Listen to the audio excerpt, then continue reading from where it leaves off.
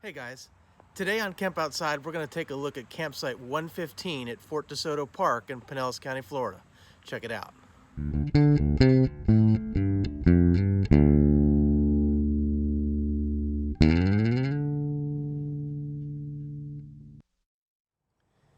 Hey guys, I'm Kevin with Camp Outside, your inside source for all things outside.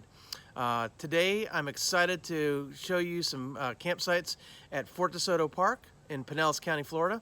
But before I do that, please hit that subscribe button if you like what you see, and hit that little bell icon that notifies you when we release new videos, and also hit that like button for me. So as I said, we are releasing campsite videos from Fort DeSoto.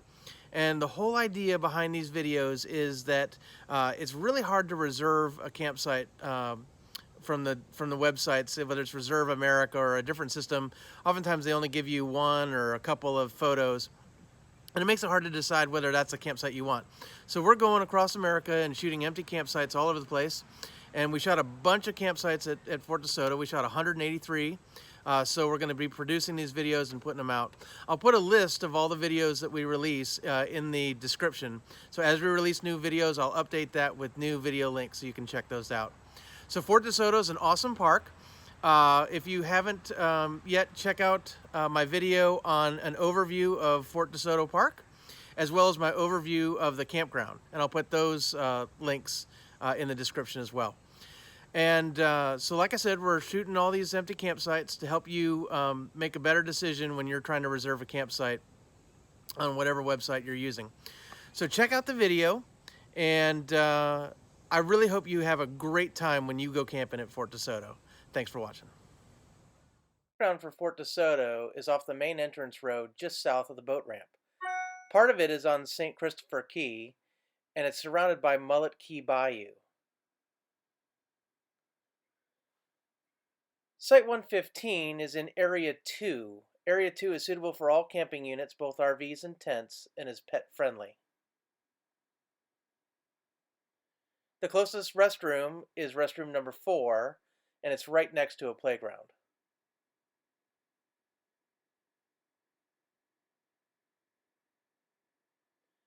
So Site 115 has a trash bin just outside the campsite, which is handy for getting rid of your trash. As you can see, it's a back-end site.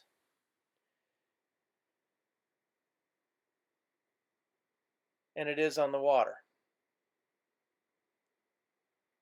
It has a picnic table, a charcoal grill, and electric and water hookup. There are no campfire rings at Fort DeSoto, and ground fires are not allowed. You can either bring your own fire pit from home, or you can rent one from the camp store for $3 a day. There's the electric and water hookup. The site is pretty secluded, so you don't really see your neighbors too much. There's a lot of vegetation between the campsites, which is nice, considering the campsites are close together. But the site is pretty large. There's the charcoal grill. And it does have a water view. There's the restroom in the distance, and the playground is right past that. So you can fish off that seawall, and there's a nice path going behind the site that people walk and bike on.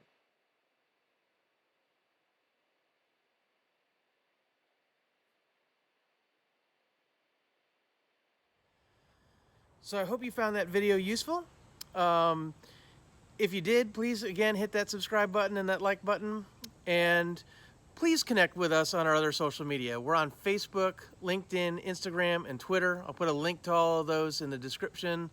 Please connect with us, and we'd also love to hear from you. If you've camped at Fort DeSoto, if you have a favorite campsite, drop that in the comments for fellow outsiders. And if you have any ideas on things that people should do there, different experiences you've had, drop those in the comments as well.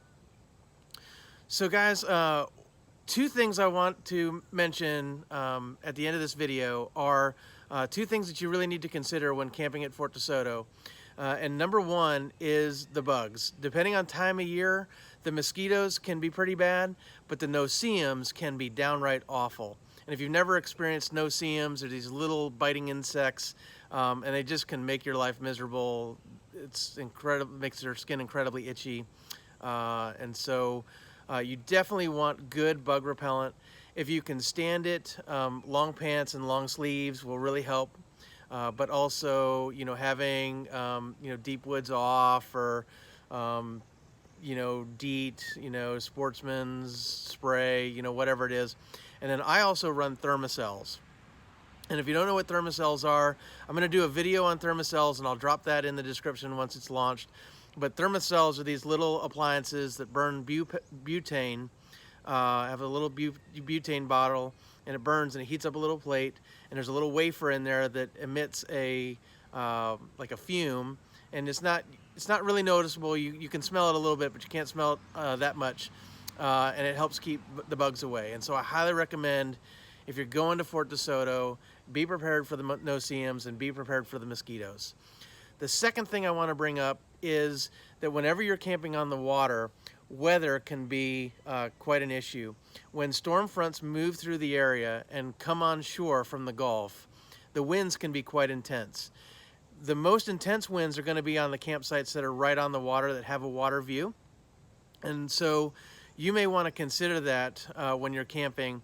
We've camped at Fort DeSoto a number of times, and every time we camp on the water, we get crappy weather. And so the wind has been really intense, and that's been a struggle for us. So if you're going to go to Fort DeSoto, and especially if you're camping in a tent, you need to make sure that you have the appropriate guy lines to guy out your tent, to make sure that it can withstand even 20-30 mile an hour winds, because it can be pretty intense and sustained. So be prepared for the bugs, be prepared for the wind. Other than that, Fort DeSoto is an amazing place. I highly recommend it. Enjoy your trip, and let us know how it goes in the comments or on our other social media. Thanks for watching Camp Outside, guys. We will see you next time.